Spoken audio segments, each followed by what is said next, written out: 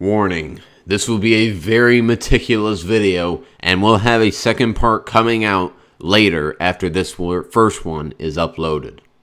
All of the goo out to play. I'd like to keep all of the goo out to play. I'd like to keep all of the It sure feels like summer. Groundhog swag, got 'em waiting on my come up. Only thing they running is from us. Fair relationship for middle class prima donnas got me drinking bottles of the future to forget the sorrow. Driven by the possibility of death tomorrow. The life of Jupiter and Gemma's 2 seconds. Back in 2008, the Orlando Magic were coming off one of the dominant performances in the Eastern Conference. Dwight Howard was averaging 20 and 14 with 2 blocks per game and had dynamic players all around him like Hedo Turkoglu, Rashard Lewis, and a solid point guard in Jameer Nelson.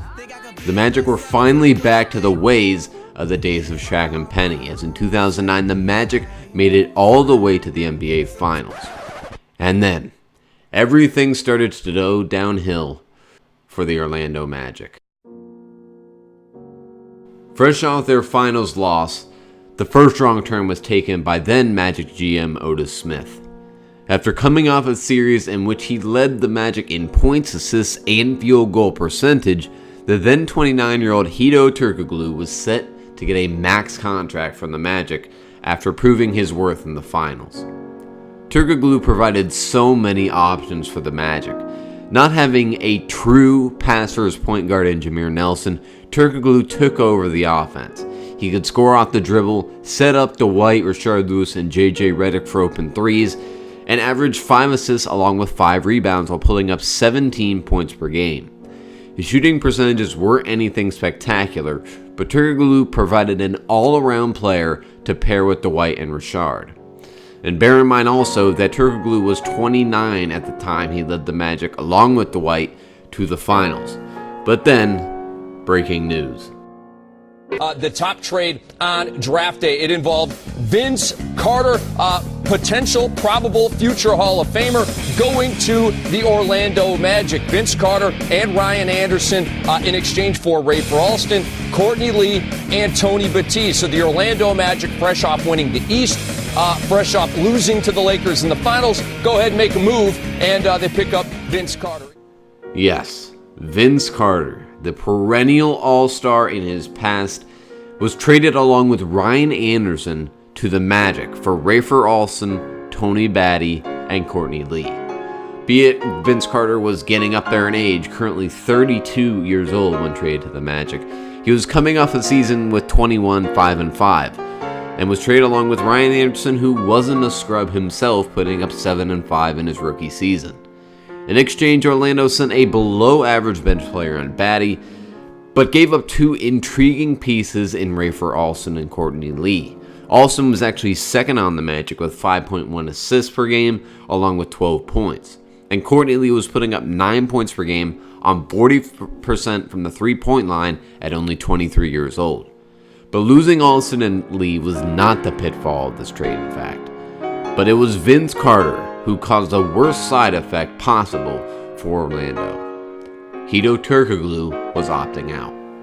Hedo Turkoglu's contract was coming to an end, and in response to the Magic bringing in Vince Carter, Turkoglu informed the Magic that he would opt out and would end up signing with Toronto.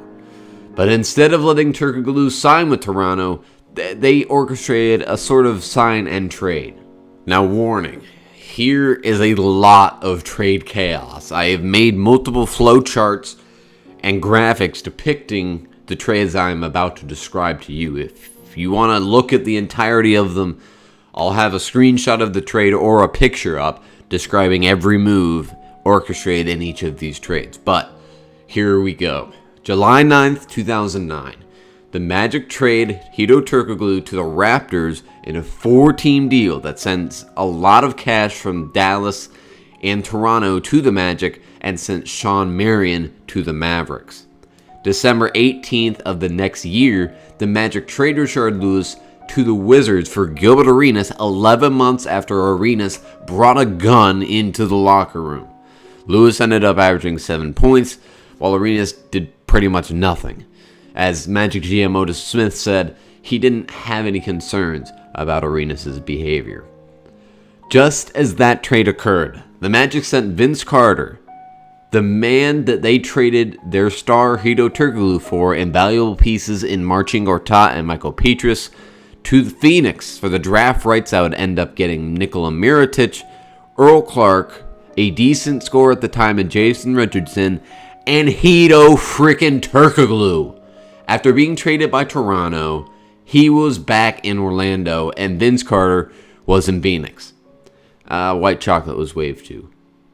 Of course, however, as Turkoglu came back, injuries sidelined him, and ended up only averaging 7 points in his stay in Orlando during the 2011-2012 season. While Richardson averaged 11 points, he was only traded in this gigantic mess later. Now, I've made a chart to help the kids and myself understand this spider web of a trade. Here we go. I'll just do the Orlando side to keep it interesting, but if you want to see the whole trade, I'll put up a chart, pause the video, and view for yourself. But Orlando, they sent Jason Richardson to the 76ers, and Earl Clark, Chris Duhon, and Dwight Howard to the Lakers. Now in exchange, Orlando received Al Harrington and Aaron Aflalo, along with a pick that would end up being Dario Saric from the Denver Nuggets. They would get Christian Ayenga and Josh McRoberts from LA, and Nikola Vucevic in a 2017 first-round pick from Philadelphia. And after all this, all 7 trades the Magic made, they sent JJ Redick to Milwaukee for Tobias Harris. As that will be all for this part, be sure to stay tuned for part 2 as I will continue the saga of the Orlando Magic and how they have gotten to be such a crappy team of present day.